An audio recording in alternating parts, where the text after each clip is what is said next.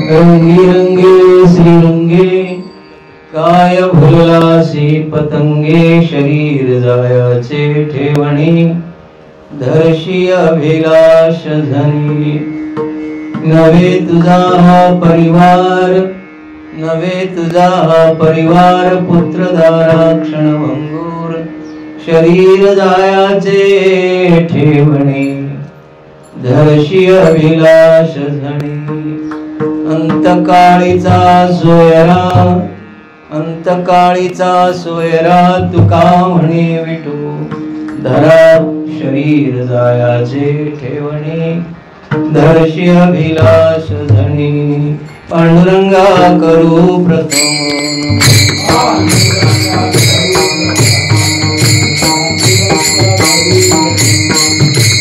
पांडुरंगा करू प्रथम दुसरे चरण संतांच्या त्यांच्या कृपादानी कथेचा विस्तार बाबाजी सद्गुरुदास तुकारामांचे केली स्मरण होय सकळ विद्यांचे अधिकरण तेचे बंधू श्री चरण श्री गुरूंचे ते नमस्कार आता माझी वाणी तुझे वर्णी गुणनाम ऐसे दे प्रेम काही कळा नमो ज्ञानेश्वरा निवृत्ती उद्धारा सोपान देवा मुक्ताबाई नमो त्रिभुवन पावनी अद्यत्रय जननी देवांचे समचरण सरोजं सांद्रणीलांबुदावं जगणनीत पाणी मंडनानां तरुण तुलसीमाला कंदं कंजनेत्रं सदय धवलहासं विठ्ठलं चिन्तयामि कर्पूर गौरं करुणावतारं संसारसारं भुजगेन्द्रहारं सदा वसन्तं हृदयारविन्दे भवं भवानी सहितं नमामि मनोजवं मारुततुल्यवेगं जितेन्द्रियं बुद्धिमतां वरिष्ठं वातात्मजं वानरायुद्धमुख्यं श्रीरामदूतं शरणं प्रपद्ये घ्यावी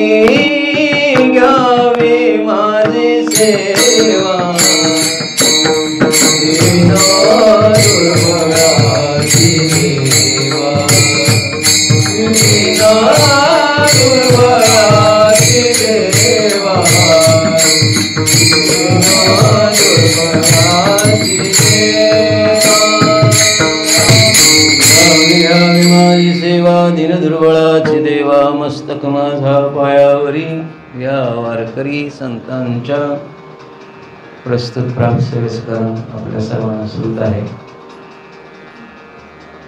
आपल्या परिसराचं वैभव ज्यांच्याकडे बघून आपण परमार्थाची वाटचाल करावी असे ऋषितुल्य व्यक्तिमत्व काजवे महाराजांची आज 8वं पुण्यस्मरण म्हणजे 8वं बरोबर 8वं मासिक स्मरण त्यांच्या कुटुंबियातर्फे म्हणजे प्रणवानंद महाराजांच्या तर्फे इथे संपन्न होत आहे. त्यानिमित्त आम्ही आमचं भाग्य समजतो की अशा महात्म्यांची आमच्याकडून सेवा घडते. काय करावे आम्ही त्यांची सेवा करू शकत नाही, पण आले भागात ते करीत. आणि त्यांच्या पुण्यस्मरणानिमित्त ही माझ्याकडे आलेली परमभाग्यानं सेवा निरूपणाकरता घेतलेला जो अभंग आहे देहूनिवासी संत सम्राट जगद्वंद्य जगद्गुरु तो खूप बरा आहे. या अभंगाच्या माध्यमातून याचे आवत मनुष्य जातीला अलर्ट करतात, सावध करतात. ज्याच्याकरता आयुष्य मिळाले त्याच्याकरता ते वापरा असा सहज सरळ उपदेश दृष्टांतानं करतात. रंगी रंगे रे श्रीरंग, भगवंताच्या रंगात रंगा, अन्य रंगात रंगू का त्याचा पुढं पोहापोह करतात. जर भगवंताकडे नाही गेलो तर मग काय फुलला अशी पतंगे, त्या पतंगासारखी तुझी अवस्था झाल्याशिवाय राहणार. तुम्हाला सगळे सुज्ञ पतंगाची व्याख्या सांगायची काही गरज नाही. पतंग म्हणजे आम्हीच आहे. फक्त महाराजांनी दृष्टांतानं ही गोष्ट सिद्ध केली. पतंग म्हणजे आपणच बघायला, कारण आम्ही सुद्धा संसार रूपी दिव्याला फुललो ना, काय फुलला अशी पतंगे. जसं हे आगणी, त्याला काहीतरी गुलाबाच्या फुलासारखं गोड आहे असं वाटतं आणि त्याला भेटायला जातो पतंग आणि संपतो. तसं आमचं आयुष्य या संसाररूपी लटक्या फुलाला भुलून उद्ध्वस्त होतं. आणि उद्ध्वस्त होऊ नये म्हणून कळकळीचा उपदेश संत करतात. कळकळीचा का म्हटलं? बुडते हे जन न देखवे डोळा म्हणून कळवळा. काय गरज नाही, ते जीवनमुक्त महात्म्य आहेत. जीवनमुक्त म्हणण्यापेक्षा प्रत्यक्ष विष्णूच आहेत. काय तुकोबारांच्या चरित्राबद्दल बोलावं की ज्यांनी कायेला ब्राह्मीभूत करावं. कशाला? नश्वर कायेला जे ब्राह्मीभूत करतात अशी क्रांतदर्शी पुरुष युगात विरळे असतात. बरोबर, युगात विरळे. स्वतः आधी केले.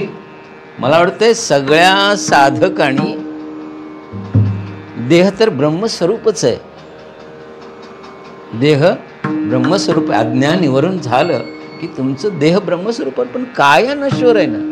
कायेला ब्राह्मीभूत करणारी एकमेव एक सत्पुरुष म्हणजे जगद्गुरु तुकोबार आहे. ब्राह्मीभूत काया होत से कीर्तन. म्हणजे कुठल्या लेवलचं कीर्तन केलं असेल, अंडरलाईन करायची गोष्ट. आम्ही कीर्तन करतोय, पण ते कीर्तन आणि हे कीर्तन आणि तसं प्रतिज्ञोत्तर करतात. घोटवीन लाळ ब्रह्मज्ञान्या हाती मुक्ता आत्मस्थिती साधू. खरोखर महाराजांनी हे जे आता कर्मकांड लोप पावला होता ना, हे महिन्याला करून जगापुढे आदर्श ठेवला बरं पूर्णानंद महाराज. आता हे कोण करतच नाहीत. मुदला कर्मकांड करू नये असा त्याचा अर्थ नाही बरं. याला काही लोक आता काय क्वालिफाईड लोक म्हणतात, no need of this idiot work असं त्यांचं म्हणणं. हे असं करणं मूर्खपणाचं आहे असं त्यांना वाटतं, पण मूर्खपणाचं नाही बरं. भारतीय सनातन संस्कृती थोडं कर्मकांडच बोलतो. अभंग राहते, अभंग सगळ्यांच्या पाठातलं आहे. महाराजांना का क्रेडिट द्यावी? प्रतिमाशी करायला लागलीत. वर्षातनं करायची पंचायत झाली तिथं. तिथं प्रत्येक महिन्याला श्राद्ध करतात. हा आदर्श आहे बरं समाजासमोर. हा काय आहे? आदर्श आहे.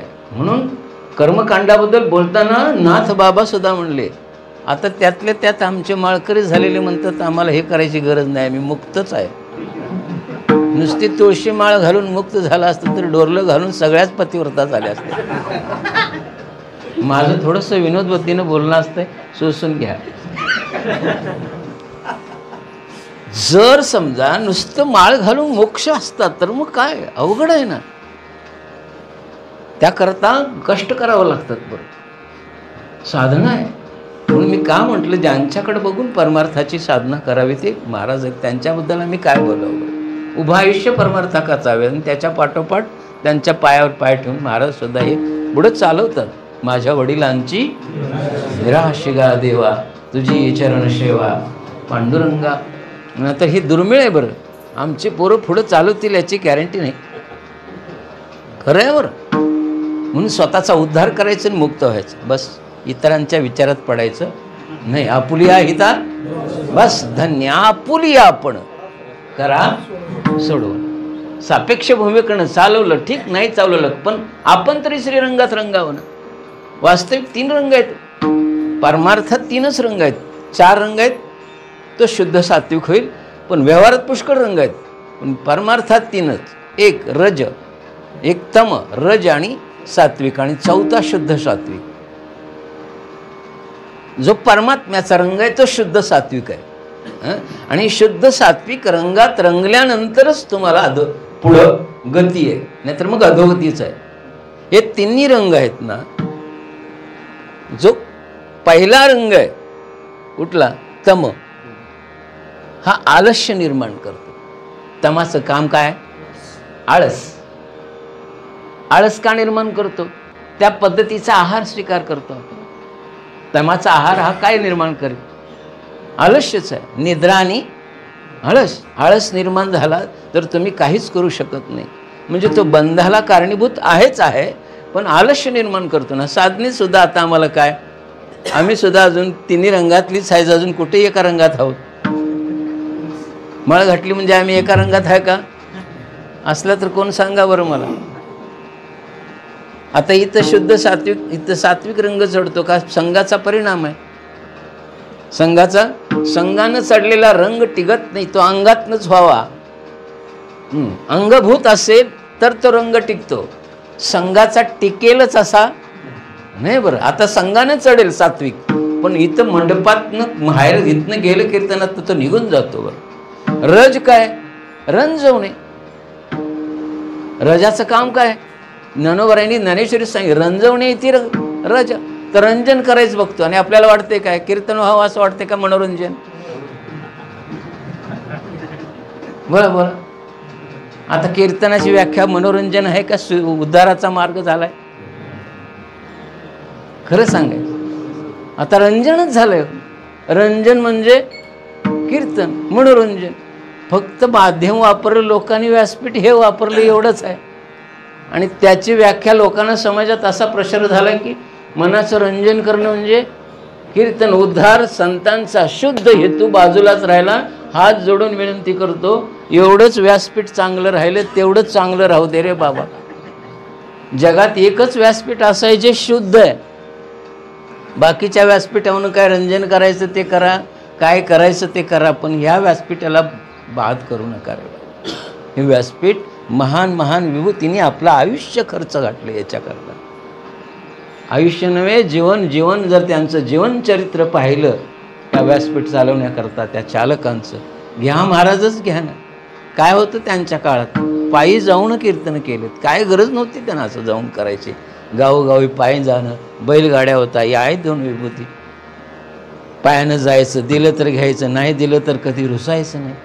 मग अंतकरणात काय नाही. आता पाकिट कमी झाले की तारीख कमी नाही माझ्याकडं, तिथनंच खोटं बोलायचं सर्व. काय खोटं आहे? जाऊ दे, त्याच्याकडे जात नाही. 3 रंग आहेत, त्यापैकी रजरंजनाकडे वळवतो आणि तो आमच्या सुद्धा आहे. आता हे आहारावर डिपेंड आहेत. आहार विहारावर हे दोन्ही युक्त आहार विहार नसेल तर हे 3 गुण तुम्हाला सोडत नाहीत. आहारयुक्त नसेल, कारण पेरलं तेच उगवणार आहे. अन्न हे आणि पोट काय? रोज श्लोक म्हणताना यज्ञकुंड आहे ना. वदनी कवळ घेता सहज हवण, म्हणजे हवण म्हणजे काय? कुंडच आहे ना. मग यज्ञाच्या आहुतीत काय द्यायचं जनतेने ठरवायचं. हवन आहुती कुठल्या देतात? शुद्ध देतात का अशुद्ध? अशुद्ध आहुती दिली तर यज्ञ बिघडल्याशिवाय राहत नाही. जर यज्ञ आहुतीने बिघडत असेल तर हे बिघडणार नाही. अनंत जन्माचे संस्कार जीवावर आहेत. रज आणि तम आहार दिलेला आहे म्हणून अजून सुद्धा तो आमच्यातला गेलेला. आमचं मेडिकल सायन्स असं सांगते, एकदा घेतलेला आहार पूर्णता निघून जायला 54 वर्ष लागतात, रक्तात भिनलेलं जायला. गणित करा, 54 वाऱ्या करून जाईत नाही रे ते. नुसती माळ घातल्यावर जाईल असं जर समजत असतील. म्हणून जन्मोजन्मी आम्ही बहु परिणाम शुद्ध सत्वाची प्राप्ती आहे. अनंत जन्माच्या साधनेचा परिणाम म्हणजे सात्विक होऊन संत जन्माला आले आणि आम्ही लगेच माळ घालून परिवर्तन इच्छा करतो. करू नका रे बाबा. बरं, माळ घालून तरी शुद्ध आहार देतो का? देत असेल पण तोंडाला लागण्याला, पण मनाचा आहार तोच चालू आहे ना. मन त्या रंगामध्ये रंगलेलं असल्यामुळे, तमोगुण आणि रजोगुणामध्ये रंगलेलं असल्यामुळं सत्वाचा आहार त्याला मान्यच होत नाही. आणि कुणाचा होत असेल तर मला सांगा बरं बाबा. माझा तरी अजून होत नाही. अजून ते तिकडं मन धावतं ना. वारीला गेल्यावर सात्विक आहार घ्यावा असं वाटतं का? काय वाटते तुम्हाला पायी वारीला? सांगा बरं. रंगायचं असेल तर हे पाहिजे बरं.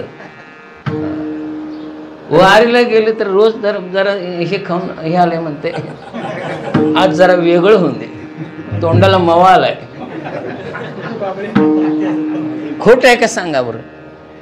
आज जरासं फणफणीत होऊ दे. माझ्या वारीत तसं फणफणीत झाल्यावर जवळजवळ विनोद म्हणून सांगतो महाराज, वडे केले दुपारच्या जेवणाला, वडे वडे वारीत. मी म्हटलं सांभाळून खावा, मी सोबत आहे म्हणून काय पण करू नका.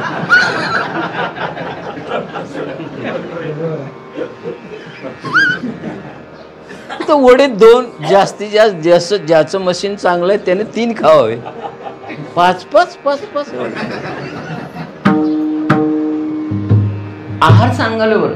आहार विहार योग्य असल्याशिवाय शुद्ध सत्वगुणात रंगता येत नाही. भगवंताच्या रंगात रंगायचं असेल तर या गोष्टी काटेकोर पाळल्या पाहिजे. आणि ते तसे काटेकोर जीवन जगलेत म्हणून रंगले, म्हणून ऋषी पंचमी दिवशी भगवंताकडे गेलेत. कुणालाही असं जाता येत नाही बरं.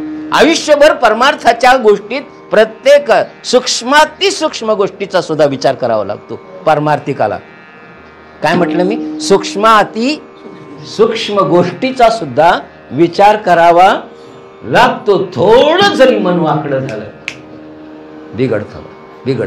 म्हणून फक्त आम्ही आहार सोडला तो तोंडाचा, पण बाकी सर्व इंद्रियाचा आहार सोडलेला नाही.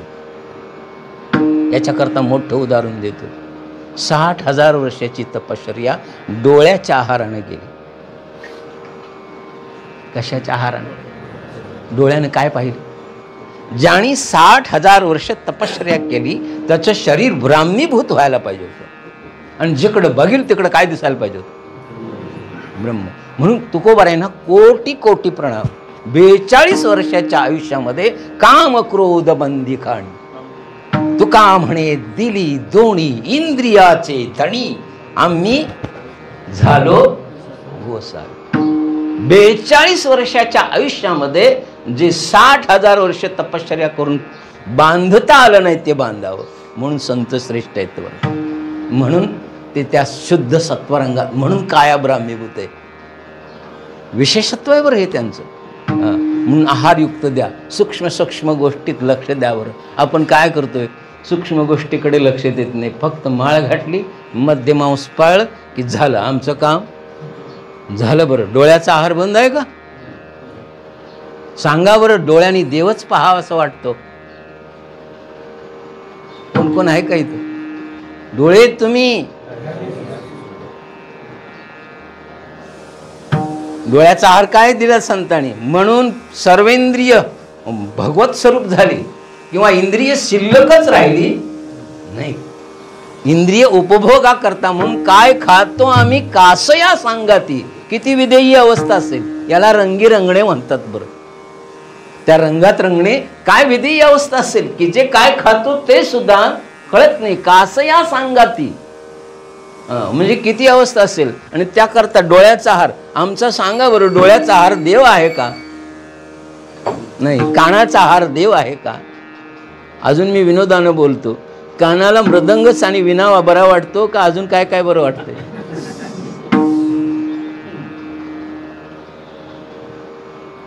काय वाटतंय? कशाला सांगायचं? परवा आमच्या दत्तजयंतीच्या दिंडीत ते हलगीवाला आलं.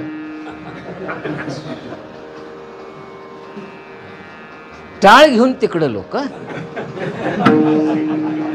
म्हणजे किती आहाराचा परिणाम सांगायला लागलो मी. हे विनोद नाही, परिणाम. आपण आपल्यातल्या उणीवा शोधा.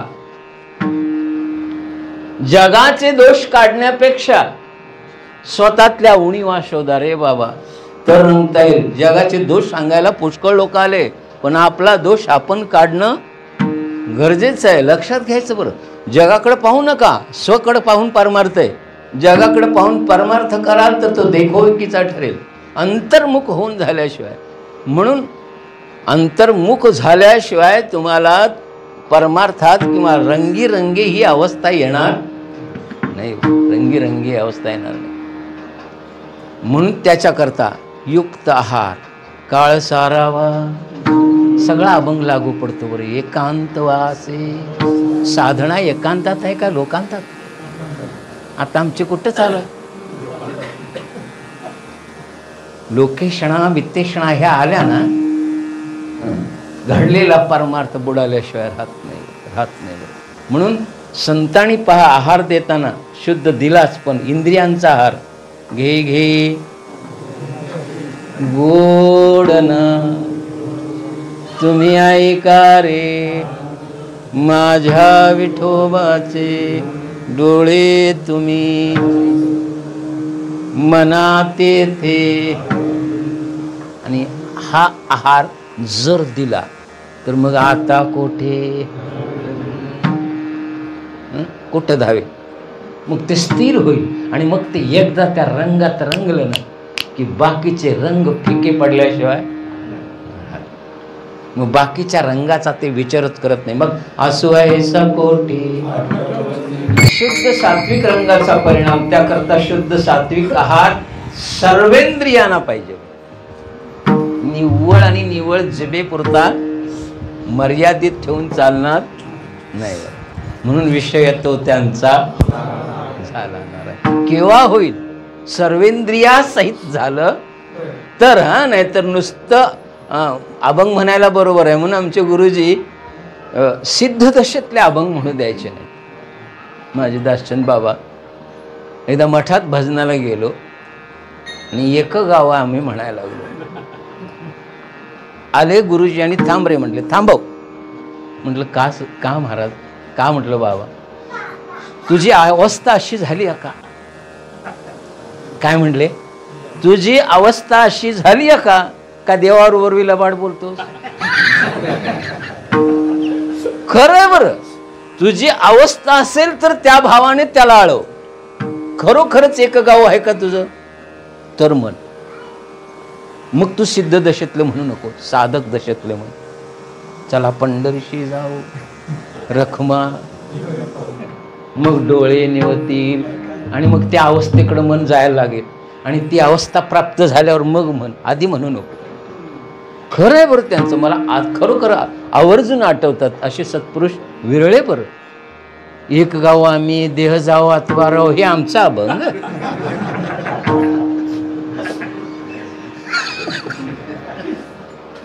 जाऊ दे रंगल का ते नाही बरं.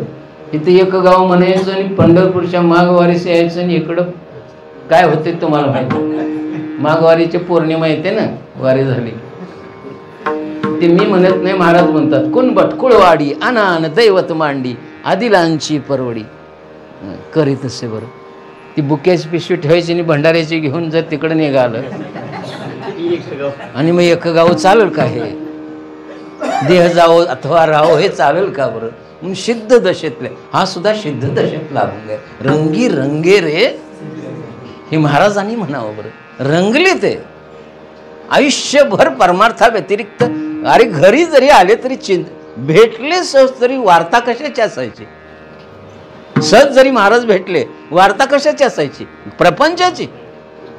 माझ्या तरी आयुष्यात ज्या ज्यावेळी मला भेटले त्यावेळी प्रपंचाची कधी अवस्था केली कसं म्हणून विचारलं तरी सुद्धा ते सांगायचं नाही. कसं काय करायचं चाललंयच म्हणायचे. पण ज्याच्याकरता आपण आलो त्याच्याबद्दल ही रंगण्याची लक्षणं आहेत बरं. रंगल्याची काय ती रंगलेला माणूस ज्याच्यात जो रंगतो तेच बोलतो. अंतरीचे धावे स्वभावे बाहेरी. म्हणून रंगा का रंगा? नाही रंगला तर शरीर जायाचे. आणि हे मनुष्य जन्मातच रंगता येतं, अन्य योनीमध्ये हा विचार नाही. आणि हे सगळ्या कीर्तनकारांनी तुम्हाला सांगितलंय. शरीर जायाचे ठेवणे, पण जाण्यापूर्वी रंगलं पाहिजे. जाण्यापूर्वी रंगा असा महाराजांचा अट्टाहास आहे बरं. आणि आता थोडंसं कर्मकांड बोलतो, कारण शरीर जाणारच आहे. मृत्यू कुणाचीही वाट पाहत ज्यावेळी जे ठरलेलं आहे त्यावेळी तो घेऊन जाणार म्हणजे जाणार. तो जात पात धर्म. बरं आमच्या देशातली जातात मेडिकल सायन्समध्ये किंवा आत्ताच्या विज्ञान युगात ज्यांनी प्रगती केली त्यांची जायच नसतील म्हणतात. नाही काय म्हणतात आम्ही सुधारलेले देश आहे. सुधारलेले देशांचे अगोदरच जायला लागलेत ते. आणि ते सुधारलेले विचार आमच्याकडे येऊन आमच्या संस्कृतीचा बोटबारा वाजला बरं. आमच्या संस्कृतीचा सांगतो बरं. शरीर जाणारच आहे, कुणाचंही राहणार नाही. काळ बघत नाही, वेळ बघत नाही, कुठल्याही प्रकारचा एक क्षणाचा सुद्धा विलंब. माऊलींच्या भाषेत सांगायचं झालं तर काळा नळाचे घातली सोनियाची मासी पाक पाखडे तव हे सरे. अगदी तेच भाषा क्षणभंगूर नाही. आता ऐका बरं, शरीर जाणारच आहे, इथं थोडासा कर्मकांड मानतो. वास्तविक या शरीराचा 9 प्रकारांनी नाश होतो. किती? 9 प्रकारांनी नाश. 1, याची हत्या होते. पहिला नाश कशाने होतो? हत्या. करूच नका. कोण असेल तर समेट करा. हत्या माने वैर. हत्या कशातून होते? वैरातून होते. आणि एकदा वैर लागू पडलं तर ते वैरातच रंगते, देवात रंगत नाही. हे सामान्य मरण सांगालोय तुमची. हत्या इथं माझंच असं नाही, मोठ्या मोठ्यांनी वैर केलं. देवानी सुद्धा कौरवांच्या बाजूनं भाग घेतला, पांडवांच्या बाजूनं राहिले आणि कौरवांच्या विरुद्ध परिणाम त्यांचा सगळा वंश नाशाला कारणीभूत कोण ठरले? परमात्मा. ही महाभारतात देवानी 19 पाप केले. किती? 19 पाप केले. त्यातली एक भावबंदकीतला आपण त्रयस्थ आहे. पंचानी कुणाची एकाची बाजू घ्यावी का दोघाची? बोला बोला. पंचानी दोघांची बाजू घ्यावी पाहिजे. त्यांच्या नाशाला कारणीभूत अर्जुनानं शस्त्र ठेवलं तर त्यांचं तिने बघणं होते. लोकल दृष्टीने विचार करायचा आपल्याला. त्यांच्या मृत्यूला कारणीभूत म्हणून गांधारीचा शाप आहे. जसं माझं कुळ नष्ट केलास तसं तुझंही राहणार. यादव राहिली का? यादवांना सुद्धा जावं लागलं. देवाच्या कुळाचा सुद्धा काय झाला? गांधारीच्या शापामुळे. आईचं हृदय आहे ते. देवानं प्रामाणिकपणे कबूल, कारण देव होता म्हणून कबूल केलं. आम्ही कबूल करण्याप्रती नाही. कधीही आम्ही सत्कर्म कबूल करतो, पण दुष्कर्म, खरं सांगायचं वारकऱ्यानं, दुसऱ्याचं बांध कापून आल्याला कबूल करतो का? नाही कबूल. त्यांच्या शिव्या द्यायला लागली तरी बी कबूल करत नाही. शिव्या द्याली तर परिहार करावा. मीच आणलाय ग बाई माझा नाही म्हणावं. या मुद्द्याकडं. हत्या, जे हत्येनं जे शरीर मरतं ते सद्गतीला जात नाही बरोबर, आणि वैर मिटत नाही. तो त्याच्या मृत्यूला कारणीभूत झाल्याशिवाय राहत नाही. हा निसर्ग नियम. ज्याच्या मृत्यूला तुम्ही कारणीभूत झालात त्याच्या तुमच्या मृत्यूला तो कारणीभूत झाल्याशिवाय. माझ्या समोरचं उदाहरण देतो साहेब. मी जिथं प्लॉट घेतला आणि बंगला बांधलाय ना, तिथे एक वाळ्याचं झाड होतं दोघांच्या बांधाच्या हद्दीवर. कसलं झाड? वाळ्याचं. म्हणजे ते काय फर्निचरचं बी नव्हतं आणि धड पेटवायच्या बी लायकीचं नव्हतं. वाळ्याचं झाड कळते ना, ते कुठल्या फर्निचरला कामाला येत नाही. ते विकाय गेलं तर त्याला किंमत येत नाही. पण त्या झाडावरून 2 कुटुंब सपली, माझं आणि तुझं. आणि आज तागायत त्या दोन्ही कुटुंबातले बी मृत्यू सुरू आहेत. ते झाड ज्यांच्या मृत्यूला कारणीभूत झालं त्या माणसानं त्या घरात एकही पुरुष शिल्लक ठेवायला नाही.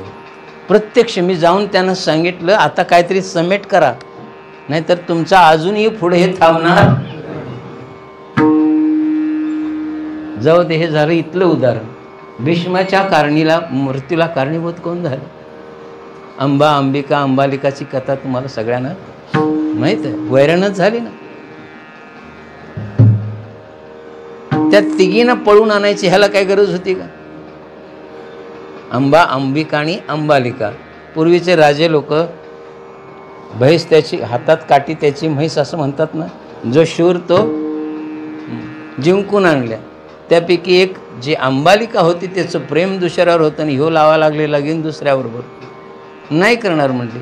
एक तर तू जिंकून आणलास, तू माझ्याबरोबर लग्न कर, नाहीतर मला आणलीस तिथं परत सोडून दे. बस सोडताही येत नाही आणि लग्नही करतात नाही. आणि ब्रह्मचर्याची प्रतिज्ञा घेतल्यावर मग करता येत नाही. ती मेली आणि भीष्माच्या मृत्यूच्या कारणीभूत झाली. तो शिखंडी म्हणून पुढे जन्माला आले. तुम्हाला कथा माहीत आहे, मी सांगत बसत नाही, वेळ जातो त्याच्यात, कमी वेळेत काढायचा आहे. म्हणून वैराचा मृत्यू आहे, कधीही वैर करू नका बरं. हत्या, हत्येत पुन्हा 2 प्रकार पडतात, घात आणि पात. हत्या कशी होते? एक तर घात करून, नाहीतर पात करून. पात म्हणजे कळते ना, पूर्वी विषप्रयोग केले जायचे. आताही काही काही गावात आहे, काही गावातल्या घरातली लोक अजून बी जेवत नाही आहेत बरं, विषप्रयोग करतात. घातपात, हत्या, दुसरं मरण आहे आत्महत्या. ही तर करूच नाही. आत्महत्या करणारा व्यक्ती अखंड पिशाच्य योनीत जातो. कुठल्या योनीत? पिशाच. आता ही योनी आहे का नाही याच्याकरताही आम्हाला प्रश्न विचारतात महाराज. गीतेमध्ये पुरावा आहे भगवंताचा. भूताणी अंती भूते, पितृणी अंती पितृवृता. म्हणजे हे झाला आध्यात्मिक शास्त्राचा पुरावा. आमच्या मेडिकल सायन्सचा पुरावा देतो. पिशाच योनी मेडिकल सायन्स सुद्धा ॲग्री करते. आम्हाला महाराज सात काय म्हणतात त्याला, विठ्ठल विठ्ठल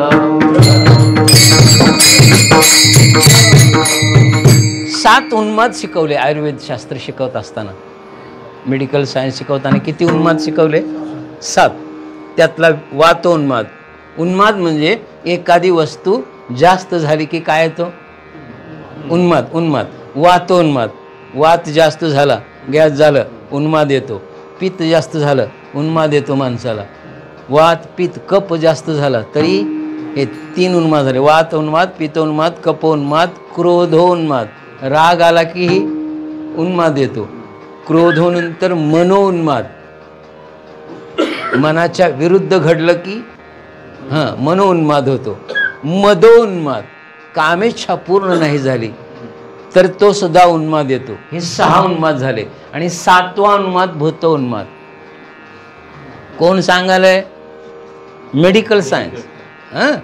अध्यात्मशास्त्रावर ज्यांचा विश्वास नाही त्यांनी मेडिकल सायन्सचे, आता जे सुशिक्षित आहेत, अंधश्रद्धा म्हणतात ना, त्यांच्याकरता ही चपराक आहे बरं. जर मेडिकल सायन्स ॲग्री करत आहे, यापैकी 6 उन्मादावर आमच्याकडे मेडिसिन आहेत. वातावर मेडिसिन आहे, पित्तावर मेडिसिन आहे, कपावर मेडिसिन आहे, मनावर मेडिसिन आहे, कामावर मेडिसिन आहे. पण जो भूतोन्माद आहे त्याला मंत्रचिकित्साच सांगितले. त्याला काय सांगितलं? त्याला मेडिकल सायन्समध्ये कोणतंही औषध नाही. त्याला कुठली चिकित्सा आहे? मंत्रचिकित्सा. आणि हे सुश्रुत ऋषी सांगतात, ज्यांनी आमच्या देशातली, अखंड विश्वातली पहिली शस्त्रक्रिया करणारे. शस्त्रक्रिया ही भारतातच सुरुवात झाली आहे, भारताबाहेर नाही. आता हे फॉरेनचे लोक आता शस्त्रक्रिया करायलेत. आम्ही शस्त्रक्रियेला प्राधान्य देत होतो त्यावेळी शस्त्रक्रिया टाकं घालून जखम वळत नाही असं जगातली सगळी लोक म्हणत होते. आणि आमचे सुश्रुत सांगत होते की टाकं घालून स्टिच करून होती तशी जखम बरी होते. त्यावेळा आम्हाला इडियट म्हणत होते. इडियट इंडियन, मूर्ख इंडियन आहेत म्हणत होते. मग आता मूर्ख कोण ठरले रे? मला त्याच्यावर भाष्य करायचं नाही. म्हणजे पिशाच्य योनी आहे हे कबूल करावं लागलं. एक तर जगात एकमेव अध्यात्मशास्त्रातलं एक शास्त्र ज्याला जगत मान्यता आहे त्याला नाव एकम शास्त्रम देवकी पुत्रगीतम असं ज्याचं वर्णन केलं त्याचं नाव भगवद्गीता. हे जगत मान्य शास्त्र आहे, निव्वळ इंडियापुरतं मर्यादित नाही. आणि जगत मान्य शास्त्र असणारा त्याचा शास्त्राचा जो निर्माता, जो विश्वनिर्माता परमात्मा, तो पिशाच्य योनीचं जर प्रतिपादन करीत असेल तर शेंबड्यांनी त्यांच्यावर शंका घ्यायची नाही. मला इथं यायचं आहे. आता काय झालं, 4 बुक शिकलो, जरा क्वालिफाईड झालो की आपण याला काय म्हणतो? मूर्खपणा. नाही बरं, मूर्खपणा ठरू शकत नाही बरं. आज सुद्धा जगद्गुरु तुकोबारायांनी सुद्धा पितरांना आपल्या श्राद्ध केले. ज्ञानोबारायांनी प्रत्यक्ष पितरांना बोलवलेत. सांगा बरं, पितृलोक नाही म्हणावा तर प्रत्यक्ष पितरांना ज्ञानोबारायांनी बोलवल्याचे पुरावे आहेत बरं. त्यामुळं हे करणं म्हणजे मूर्खपणाचं ठरवायचं नाही. आता हे का करायचं, मी मरण का सांगायलोय, जी 4 सामान्य मरण आहेत त्यांच्याकरता ती श्राद्धाती कर्म करणं अत्यंतिक गरजेचं आहे. एखाद्या वेळी अशा सत्पुरुषांचं स्मरण नाही केलं, या सत्पुरुषांचं स्मरण एवढ्या करता करायचं की त्यांच्याप्रमाणे आपल्याला वागण्याची काय यावी प्रेरणा. हे त्यांच्याकरता स्मरण आहे, त्यांच्याकरता आता हे करायची गरज नाही, ते जीवनमुक्तच आहे. ते कोण आहेत?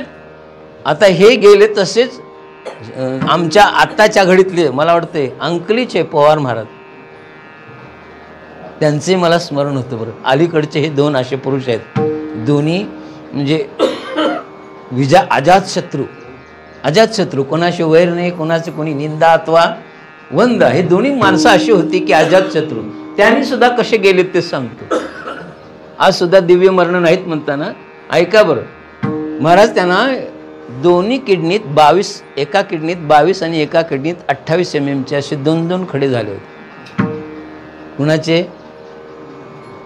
जनार्दन पवार महाराजांचे. त्यांचं स्मरण मला होतं बरं, कारण त्यांचे उपकार जवळजवळ 26 वर्ष आमच्या गावात सेवा दिली ती त्यांनी कीर्तनाची. आणि ॲडमिट केले आम्ही गडिंग्लजला, शंकेश्वरला. आणि त्यांनी सांगितलं दोन्ही किडनीत खडे असल्यामुळं ऑपरेट करताना किडन्या फेल होण्याची 99.9% शक्यता आहे, आणि हे काय जगतील असं वाटत नाही. आणि खर्च 3.5 लाख रुपये. मला बोलून घेतलं, पोरासनी बोलून घेतलं महाराजांनी. हे 3.5 लाख घ्यायचं बी म्हणतोय, म्हणजे माझ्या पोरासनी खड्ड्यात घालणार आणि मी पण नाही. मग आम्ही ह्याच्या हॉस्पिटलमधनी मरणे इतका हलकट पुण्य करायला निघून आले. काय साधनेवरचा विश्वास असेल, याचा धरीन अभिमान, आपुले करीन जतन. मला बोलून घेतलं. थोरल्या पोरग्याचं लग्न झालं होतं, त्याला सांगितलं तुझं लग्न झालंय, तू धाकट्याचं लग्न करायचं. अमकं शेत तू घे, तमकं शेत तू, घरचा इकडचा भाग तू घे, तिकडचा भाग तू घे. डॉक्टरला बोलविले. डॉक्टर या म्हणले, मी आज 4 वाजता तुमच्या हॉस्पिटलमधने जाणार आहे. किती वाजता? पहाटे 5 वाजता, 4 वाजता मी इथून जाणार आहे. त्यांना वाटलं घराकडे जायचं असेल, मग 4 वाजता का आताच जावं म्हटलं. आता जाणार नाही म्हटले, सकाळी जाणार आहे. राहिले आणि सकाळी प्राणज्योत सोडली.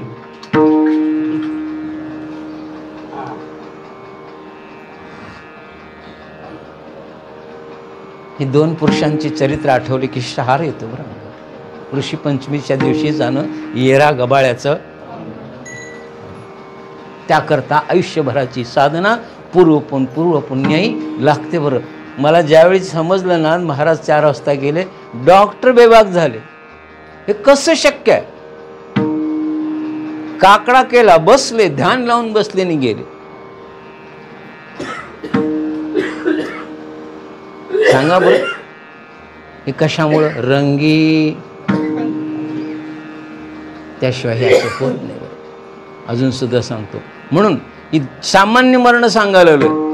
हत्या, आत्महत्या, अल्पायुष्य, जे अल्पमृत्यू होतं ना, पूर्ण आयुष्य व्हायच्या आधी, आणि पूर्ण आयुष्य जगून 100 वर्ष जगून जर परमार्थिक जीवन नाही जगला असेल तर त्याचं 100 वर्ष जगणं सुद्धा काय कामाचं नाही. ही सामान्य 4 मरण आहेत. आणि या सामान्य मरणात जो मरतो त्यांच्या उद्धाराकरता घरातल्या राहिल्यानी पित्रादी कार्य करावी लागतात, आणि ही करावीच लागतात. आणि जर नाही केली तर त्याला तो कोबर आहे, शिव्या घालतात. शिव्या म्हणण्यापेक्षा श्राद्ध न ददती, व्यासांचा एक श्लोक आहे बरं. श्राद्ध न ददती, देवतानी न अर्चती, सुहृद मित्र न लभती, सनर मूढ मूढ चेतसा. जी श्राद्धाधिक कर्म करत नाहीत, हिंदू धर्मामध्ये जन्माला येऊन देव देवतांचं पूजा अर्चन करत नाहीत, म्हणजे देव देवतांना मानत नाहीत, आणि ज्यांना संत संगत लाभत नाही त्याच्यासारखा मूर्ख जगामध्ये सनर मूढ मूढ चेतसा, असं व्यासांचं प्रमाण आहे. तुकोबाराय तरी काय म्हणतात? त्यांचा होया भूमी भार, माझ्याही स्मरणात नजो नेने यातीचा. अशा पुरुषाचा भूमीला भार होतो, असं तुकोबारायांना सांगायचं. मलाही झोप नाही, त्यामुळे खूप विस्मरण व्हायला मला. एकदा माझं नाव पण आठवत नाही. डेली कार्यक्रम आहेत, यांना थोडी दिवसाचं विश्रांती मिळते, पण मला मिळत नाही. हे जर आचार नाही केले आपण पितरांचे, असे 100 नव्हे लाखानं पुरावे पुराणातनं देता येतील. कुणी कुणी श्राद्धादी कर्म केले, पांडव करतात, संत करतात. म्हणून नाथबाबांचं एक प्रमाण आहे बरं, कोटी जन्म मी करू हरिकथा, पण कर्मकांड माथा ठेवू. कर्मकांड आम्ही आपचा ज्ञानेश्वरीतला बाबंग पाठ केला, योग यागाविधी. तुला करू नको म्हटलंय.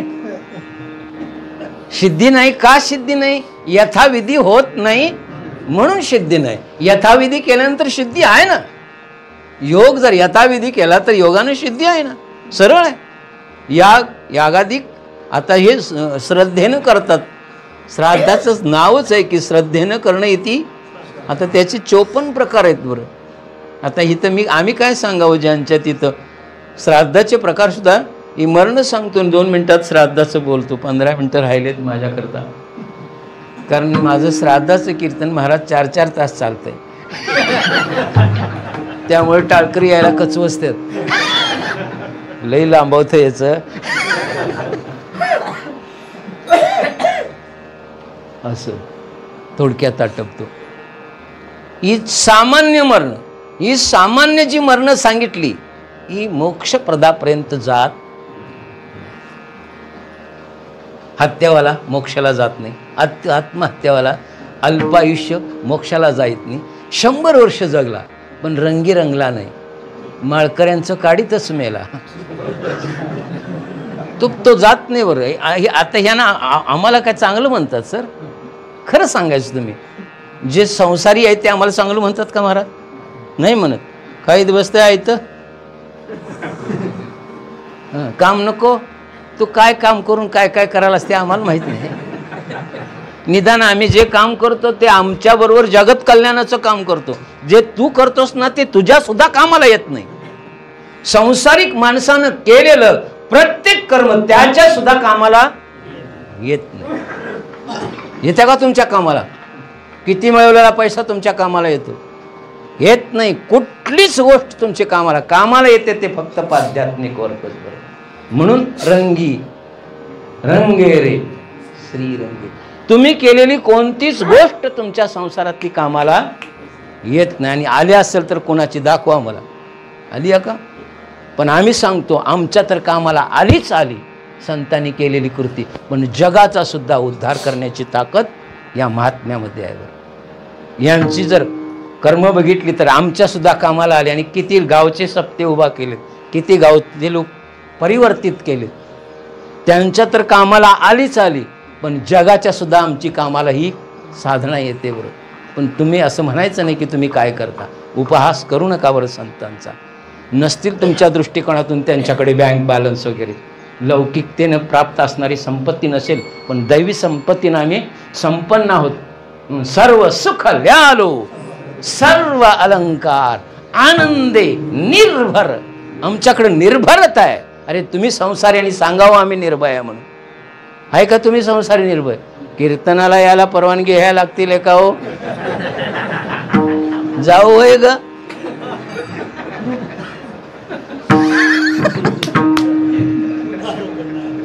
आहे का निर्भर? आम्हाला तसं नाही बरं. कोणाची आम्ही भीडभाड ठेवत नाही. अरे देवाची भीडभाड ठेवत नाहीत संत. तर तुम्ही कोण शेंबड्या हो? देवाला आम्ही ठणकावून सांगतो, मध्ये लुडबुड करायची नाही. काय ताकद आहे संतांची बाब. म्हणून हे कार्य धन्य आहे बरं. ऐका बरं, आता पुढची दिव्य मरण सांगतो ज्याच्यात हे सत्पुरुष बसतात. त्यातलं आत्मसमर्पण. समर्पण हे मरण आहे ना, त्याच्यात बाँड्रीवरचे सैनिक येतात. जो बाँड्रीवर शहीद झाला त्याला वेगळा परमार्थ करायची गरज नाही. त्याला देवाच्या नावाची माळ जपायची गरज नाही. कारण शरीर समर्पण केलंय. म्हणून वारकऱ्यांनी सुद्धा समर्पित भावनेनं जगावं. माळ घातली म्हणजे आमचं समर्पण आहे. आणि हे समाजाकरता आणि देवाकरता आमचं शरीर काय आहे? समर्पण आहे. लक्षात घ्यायचं वारकऱ्यांनी. नुसती माळ घातली माझं चांगलं झालं इथं बोंबलं तेवढ्यात थांबायचं नाही. हे आमचं समर्पण आहे बरं. हे जीवन कसं आहे आमचं? जो समर्पण करतो. मग सांगा, जो बाँड्रीवर गेला त्याची हत्याच होते, त्याला हत्या म्हणतात का समर्पण म्हणतात? तो मेला म्हणतात का अमर झाला म्हणतो? वीर जवान अमर रहे. त्याला वेगळा परमार्थ करायची. दुसरं आत्मसमर्पण, हे दिव्य मरण आहे. हे पूर्वीच्या काळी होतं. आत्मसमर्पण म्हणजे आत्महत्याच आहे. कारण पती करता सती जाणं पूर्वीची पद्धत होती, ती बंद झाली. आणि त्याच्यावर मी जास्त बोलत बी नाही ना, तर माझ्यावर मॅटर होईल. ती राजाराम मोहन रायनी बंद केली. बरोबर, आत्मसमर्पण आहे. पती करता जी सती जाते ना, ती दिव्यत्वाला पावते. बरोबर, लक्षात घ्यायचं. कारण ती पतिव्रता असेल तर जात्या. पतिव्रते जैसा, काय ज्ञानोबारायांची तुकोबारायांची वचन आहे. तुकोबारायांनी ज्ञानोबारायांनी सांगितले, पतिव्रतेचे हृदय जैसे पती वाचूनी न स्पर्शे, मी सर्वस्व या तैसे सुबटाचे. आम्ही बी पतिव्रताच राहायचं. मग एक गाव म्हणायचं.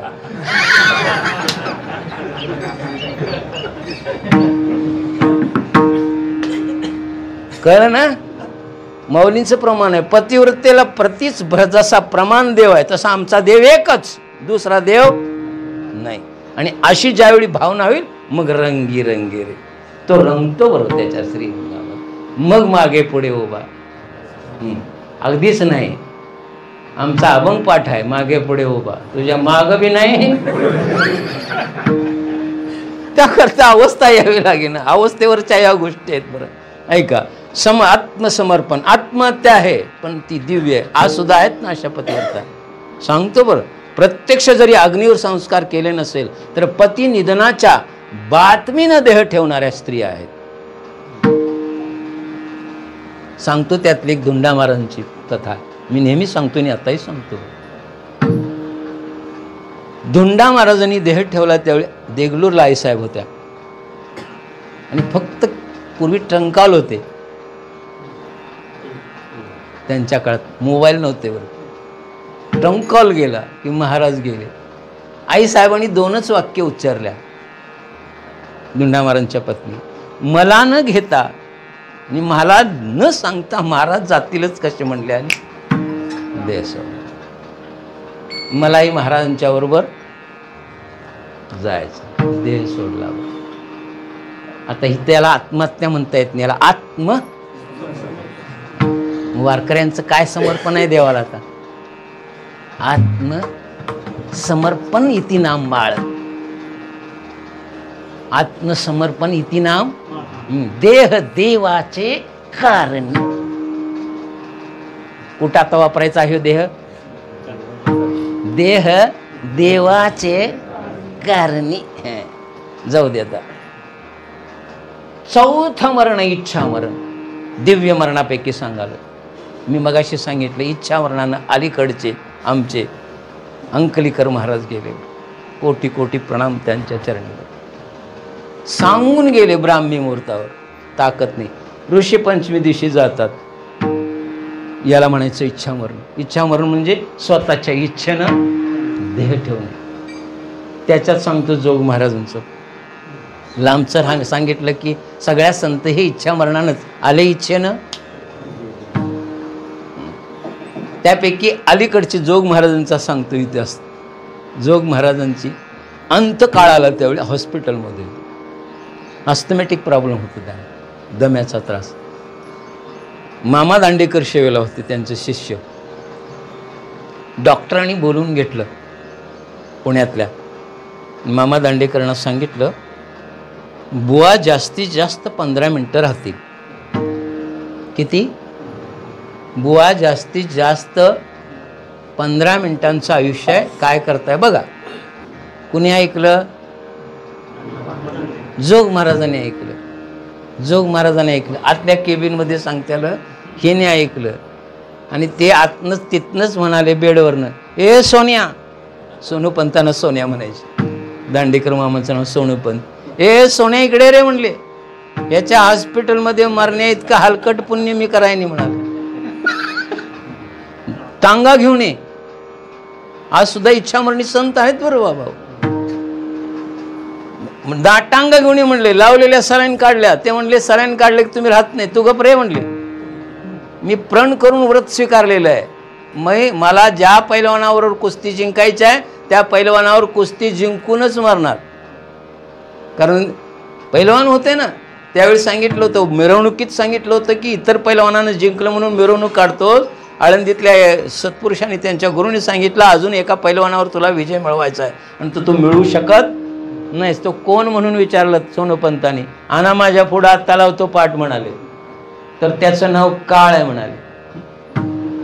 त्याचं नाव काळ. ही ताकद काळा पुढं चालत नाही. ही आता ही शारीरिक बळ काळा पुढं चालतं का? तिथं आध्यात्मिकच बळ. तत्क्षणी संन्यास घेऊन आळंदीत गेले आणि मग हॉस्पिटलमधनं दांडेकर मामाने काय आणला, टांग्यात बसले, आळंदीला आले. 3 दिवस माऊलींच्या समोर ध्यान केलं आणि माऊलींच्या समाधीवर डोकं ठेवून गेले आणि सांगितलं, रे मी पैलवानाची पाठ. कुठल्या पैलवानाची? काळाची पाठ लावली. तो मला न्यायला नाही, मी माझा मी येतोय. काय असे सुद्धा सत्पुरुष आहेत बरं. जोग महाराजांच्या शिक्षण संस्थेत त्यांचं चरित्र वाचा, त्याच्यातली उत्तम एक. याला काय म्हणायचं? इच्छा मरण. आणि शेवटचं जे मरण आहे त्याला समाधी म्हणतात. कुठलं? समाधी. आता समाधीत पुन्हा 2 प्रकार, एक सहज समाधी आणि संजीवन समाधी. सहज समाधी आणि संजीवन समाधीचे एकच हे पुरुष झाले, त्यांचं नाव ज्ञानोबा. बाकीच्यांनी सगळ्या संतांनी काय घेतली? सहज समाधी. पण संजीवन समाधी घेणारे एकच पुरुष, म्हणून ते दिव्य आहेत. आता ही झाली. पुढची 4 मरण दिव्य आहेत. त्यांना तुम्ही जरी परमार्थाच्या दृष्टीनं श्राद्धादी कर्म केला नाही केला तरी चालेल, पण पाठीमागची जी 4 आहेत ना त्यात तुमचा बाबा बसत असला तर करावं लागतंय. मला इथं सांगायचं आहे. म्हणून आज महाराजांनी जीवनमुक्त महाराज असून सुद्धा प्रत्येक मासाचं कर्म करतात. याच्याकरता कोळी कन्या पुत्र साथी. हे कुणाचंही काम नाही. त्यानिमित्तानं ही सेवा माझ्याकडे आली आहे. कर्मकांड करा बरं. पुष्कळ सांगतो तुम्हाला. ज्यांच्या पोटाला देव येऊन सुद्धा दशरथ राजाचं पिंडदान करावं, मला आता सांगायला वेळ नाही. कुणाला? कारण दशरथ राजा 4च्या 4 पोरं जाग्यावर नसताना गेला, त्यामुळं श्राद्धादी कर्म झालंच नाही. परिणाम असं वर्णन आहे की त्यांना सुद्धा पिशाच योनीचा भोग भोगावा. कुणाला? दशरथ राजाच्या. कुणाच्या पोटाला आला? कोण पोरगा आहे त्यांचा? ऐका ऐका, नुसता देवच नाही, बाकीचे 2 उच्च कोटीचे भक्त आहेत. देवही पोटाला आलाय ते आला, त्याच्यात नवल नाही, पण देवापेक्षा भक्त पोटाला येणं अति सुंदर आहे, त्याहूनही श्रेष्ठ आहे. भक्त पोटाला येणं, संत पोटाला येणं हे कशाचं लक्षण आहे? देवाच्या भक्तीपेक्षाही ते मोठं आहे. बरं, लक्ष्मण कोण आहेत? भक्त आहेत. भरत कोण आहेत? लक्ष्मणासारखा आणि भरतासारखा जो पुत्र महान भगवत भक्त आणि प्रत्यक्ष परमात्मा येऊन जर श्राद्धादी कर्म करावं लागत असेल राजानो, तर तुम्ही कोण रे बाबानो? मग काय देवाचं जावाई का तुम्ही? त्यामुळे करा रे हे बाबानो कर्मकांड. आदर्श घ्या महाराजांचा. नाही जमलं मासिक वार्षिक करायला विसरू नका.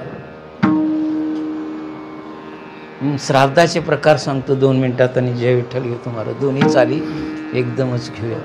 तुम्हाला श्राद्ध करताना सुद्धा नाही असं जमलं, जसं 12व्यात ऑप्शन सांगितलेत तसं गरुड पुराणामध्ये ऑप्शन सांगितलेत. 12व्यात भक्तीचे काय सांगितलेत? पर्याय. हे नाही जमलं हे कर, ते नाही जमलं ते कर, ते नाही जमलं ते कर. हे सगळंच नाही जमलं आता ऐसे का करी या आटा. अभ्यास जमला अभ्यास कर, अभ्यास नाही जमलं ध्यान कर, ध्यान नाही जमलं ज्ञानाच्या मागं जा, ज्ञान बी नाही जमलं, मग तू काय कर? नामस्मरण घे. ते कायम नाही जमलं कायम कर, कायम नाही जमलं तर आता ऐसे गा करी या आटा प्रहारा माजारी. त्याचंच भाषांतर हरिपाठातला पहिला अभंग. देवाचे आलं का? थोडं कर. तसं श्राद्धाचे प्रकार सांगतो. तुम्हाला गाव जेवायला घालायला नाही जमलं, 5 जमतील का नाही? 5 बाबाच्या नावानं वाढायला 5 बी नाही जमली, कावळ्याला ठेवाय पुरतं घरात आहेत काय? ऑप्शन आहेत बरं. मी माझं सांगत नाही बरं. 56 प्रकारांनी श्राद्ध सांगितले महाराज. मासिक श्राद्ध हित करायला लागलेत. हे श्रेष्ठ कुटुंब आहे बरं, लक्षात घ्या. हे कुणालाही घडत नाही बरं. नाही नाही नाही, आम्हाला सुद्धा घडेल नाही. आमची पोरं करतील याची गॅरंटी धरायची नाही. एक करतानाच ते म्हणतात कशाला पाहिजे. अवघड आहे बरं. का करायचं? कारण पुत्राच्या पुण्याईच्या जोरावर यदा कदाचित त्यांच्याकडून काही दोष झाले असतील, दोषात्मक कर्म झाले असेल, तर त्या दोषाचा परिहार पुत्राच्या पुण्याईनं होतो. आणि याला पुराणात हजारो पुरावे आहेत. भगीरथानं सगरांच्या उद्धाराकरता, सगर कुळाचा उद्धार करण्याकरता भगीरथानं काय आणली? स्वर्गातली गंगा. त्यामुळं सगळेच्या सगळे 1000 सगरांचा उद्धार झालेला आहे. त्याच्यापूर्वी सगरांनी सुद्धा गंगा आणण्याचा प्रयत्न केला. त्यांनी पाताळ गंगा आणण्याचा प्रयत्न केला आणि पृथ्वीवर खड्डा मारला, त्याचा सागर झाला, पण गंगा आणता आली नाही. सगर पुत्रांनी खोदलेला खड्डा म्हणजे समुद्र आहे. तेवढं खोदलं असेल बघा पितरांच्या उद्धाराकरता. तुम्ही काय तेवढं करू नका. तुम्ही 5 जीव घाला. 5 ही नाही जमली, अजून सांगतो पर्याय. 5 ही वाढाय जमत नाही. श्रद्धेनं कावळ्यापुरता नैवेद्य ठेवा घरावर आणि पाया पडा पितरांच्या. ते बी ज्याला जमत नाही, वर बघल्या कोण असेल? वर बघल्या कळतंय ना, कवा बी जावा. आमच्याकडे कुठं काय आहे? असे आहेत बरं वर बघले. सप्त्याची वर्गणी मागाय जावा, हाय की आम्ही प्रसादाला. त्या वर बघल्याला सुद्धा असं सांगितलं. ज्यांच्याकडं काहीच नाही श्राद्धा करता, त्यांनी काय करावं? 1 गवताची पेंडी देशी गाईला द्यावी, दक्षिणाभिमुख उभा राहावं. दक्षिण दिशेला पितृ आहे आणि सगळ्यात भूतलापासून जवळचा लोक कुठला असेल तर पितृलोक आहे. म्हणून पितरांचा वावर भूतलावर सहज होत असतो, असं गरुड पुराणामध्ये वर्णन आहे. जवळचा लोक कुठला आहे? पितृलोक. वैकुंठ सगळ्यात लास्ट आहे, पण जवळचा लोक कुठला आहे? 21 लोक सांगितलेत ना, 21 लोक. त्यापैकी पहिला पितृलोक आहे. त्यामुळे पितृ लवकर इकडे येतात खाली, जायला सोपं आहे म्हणून. जवळ माहेरचं जर लेकीचं गाव जवळ असं तर बाबासारखा जाईत नाही, तसंच आहे ते. पितृलोक जवळ आहे आणि पितृ पंधरवड्या तरी सगळ्यांची पितृ खाली येत असतात. सगळ्यांचे पितृ खाली येत. आता त्याच्यावर कधीतरी विशेष चिंतन करतो. करताना गायला पेंडी द्यायला जमेल की नाही? नमस्कार करावा, दक्षिणेकडे तोंड करावं आणि पितरांच्या नावानं कुणाला गवत द्यावं? रोज घालतावीच म्हणा की रोज गायला घालता. रोज घालणं वेगळं आणि पितरांच्या नावानं तर्पण करणं वेगळं. तेवढं बी न जाईल तर वर बघल्याला सांगितलंय. वर बघल्याला त्यांनी एक दर्भाची काडीनं सुद्धा पित्र संतुष्ट होतात. दर्भाची एक काडी घ्यावी. दर्भाची जंगलात जावं, मात्र ते लोकात करायचं नाही, कारण ही शर्मनाक गोष्ट आहे. शर्मनाक का? काहीच नाही. त्यांनी जावं, उंच दगडावर उभं राहावं, पितृदिशा म्हणजे दक्षिण दिशेला मुख करावं आणि पितरांच्या नावानं एक दर्भाची काडी सोडावी. त्यानं सुद्धा तुमचं श्राद्ध झाल्याशिवाय राहत नाही. पण हे कोणी करावं? उद्यापासून दर्भावर भागवशीला. ज्यांच्याकडं काही नाही त्याच्याकरता सांगितलं. घरात खरोखरच खाय प्यायला नाही अशा लोकांनी ते करावं, गाईला द्यावं. नाहीतर मग अशा पद्धतीनं करावं आणि या पुण्याईच्या जोरावर पितरांचा उद्धार. काही क्वालिफाईड लोकांनी मला विचारलं, सर जाता जाता इकडचं तिकडं कन्वर्ट कसं होतं? इकडचं तिकडं कन्वर्ट करायची व्यवस्था काय आहे काय? काहीतरी सांगायला असं म्हणाला. मी म्हटलं बाबाच्या नावाचं तुझ्या नावावर जायला आपोआप कन्वर्ट झालं काय त्याच्याकरता विशेष प्रयत्न लागले. बापाची प्रॉपर्टी बाप करी जोडी लेकुराची ओढी आपुली कुरवंडी वाळवणी. बापाची जर प्रॉपर्टी सहज लेकाच्या नावावर होत असेल तर लेकाने केलेलं पुण्यकर्म बापाच्या नावावर कन्वर्ट करायचं काम परमात्म्यानं नियोजन केलेलं आहे. आणि ह्या परमात्म्यानं विस्तारित केलेल्या रचनेमध्ये आपल्याला इंटरफेअर करता येत नाही. ती व्यवस्था त्यानं केली आहे. जो जगाचा निर्माता आहे ना त्यानं काही गोष्टी निर्माण केलेल्या आहेत. आत्तासुद्धा आमच्या इच्छेप्रमाणे सगळ्या गोष्टी घडतात का त्याच्या? खरं सांगायचं एकदाच आंब लागतात काय वरीसभर? बोला बोला. आंबा एकदाच ना. काढूया मोर्चा देवावर. वरीसभर पाणी घालायचं आणि एकदा आंबा खायचं परवडत नाही. लागतील का परत? नाही लागणार. हे कुणी ठरवलंय? ईश्वर निर्मित आहे. ईश्वर निर्मित नियमामध्ये आपण कोणताही बदल करू शकत नाही. त्याने ही व्यवस्था केलेली आहे. काळा भगवद्गीता त्याच्यात या सगळ्या गोष्टीचा अभाव आहे. त्यामुळं हे करणं मूर्खपणाचं म्हणायचं नाही. हे श्रेष्ठत्वाचं आहे. आणि पितृ शांत असतील म्हणून आता मी नेहमी सांगतोय सर, जवळजवळ आत्ता 99% लोक पितृदोषात आहेत. किती? 90. का सांगतो? एकच गोष्ट सांगतो. जय विठ्ठल घेतो. तुमच्याकडे पैसा आहे, संपत्ती आहे, गाडी आहे, बंगला आहे, चांगल्या नोकऱ्या आहेत, वेल सेटल्ड आहात, पण समाधान कोणाच्या घरात आहे त्यांनी हात वर करा.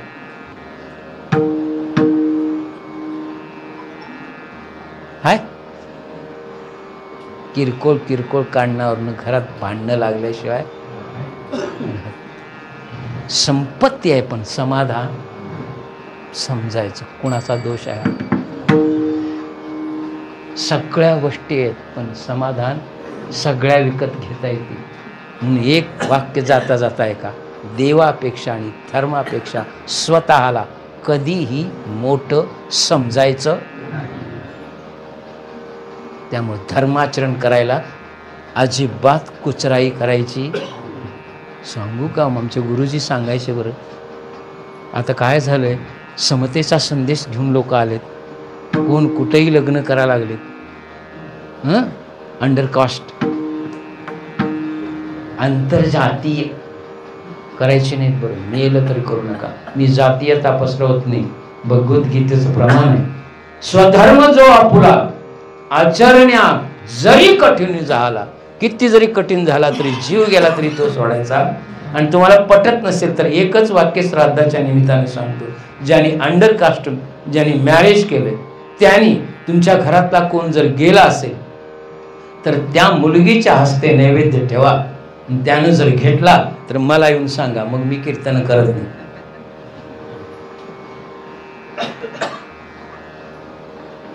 अंडरकास्ट मॅरेज ज्यांचं झालंय त्यांनी त्या मुलगीच्या हस्ते नैवेद्य बनवायचा आहे. ते पितरांना ठेवा. आणि जर तो पितरांनी घेतला ना, मग भारतीय तुमच्या आचारसंहितेवर, धर्मसंहितेवर आमचाही आरोप आहे. मग नाही घेत. म्हणून देव आणि धर्म याच्याविषयी निष्ठावंत बाळगायची, निष्ठा बाळगायची, लक्षात घ्यायचं. म्हणून ही कर्म आपल्या हिंदू धर्माची पुष्कळ बोलता आलं असतं, पण मला आता वेळ नाही. झालेली सेवा इथंच थांबतो. मधलं भजन घेऊया आणि शेवटचं भजन, दोन्ही एकदमच घेऊया. विठोबा कुमार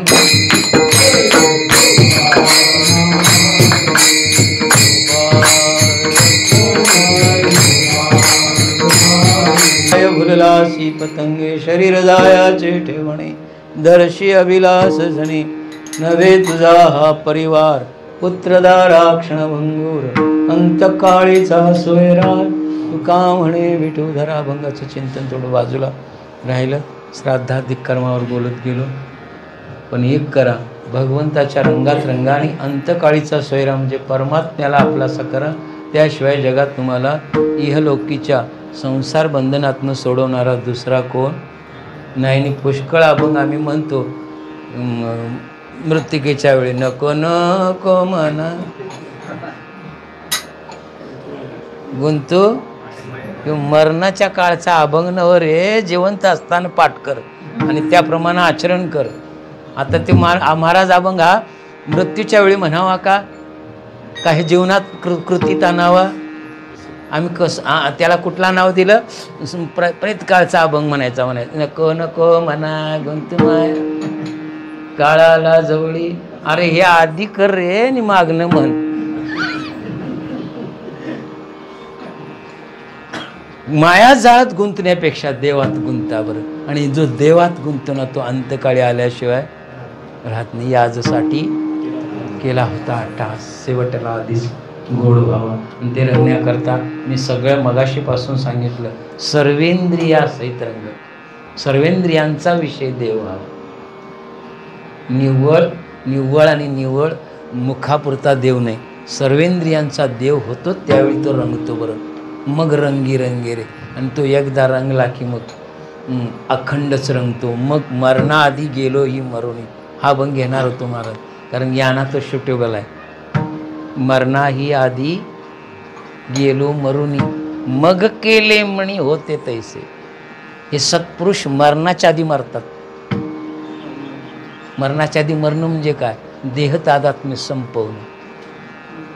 देहाला मरणे अभंग हाच घ्यायचा होता, कारण याना तो सुटेबल आहे.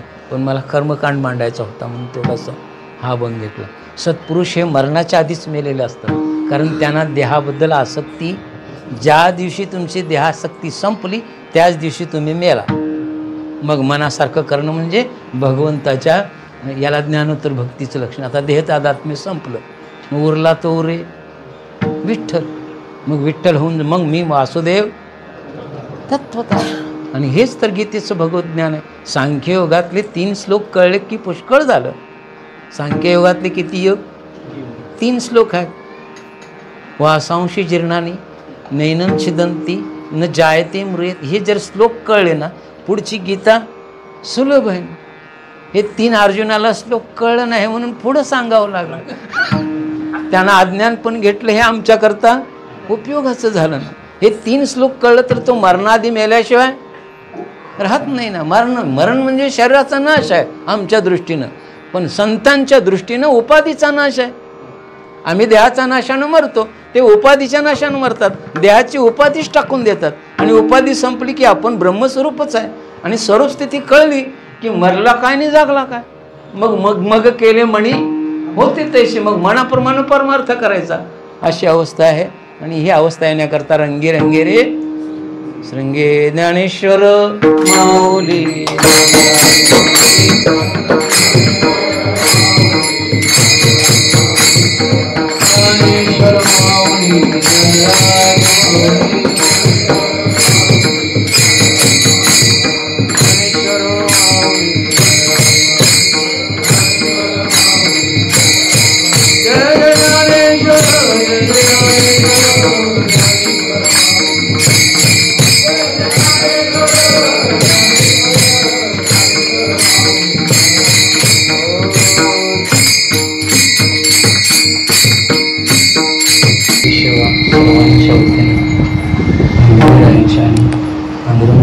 चरणी समर्पित करतो.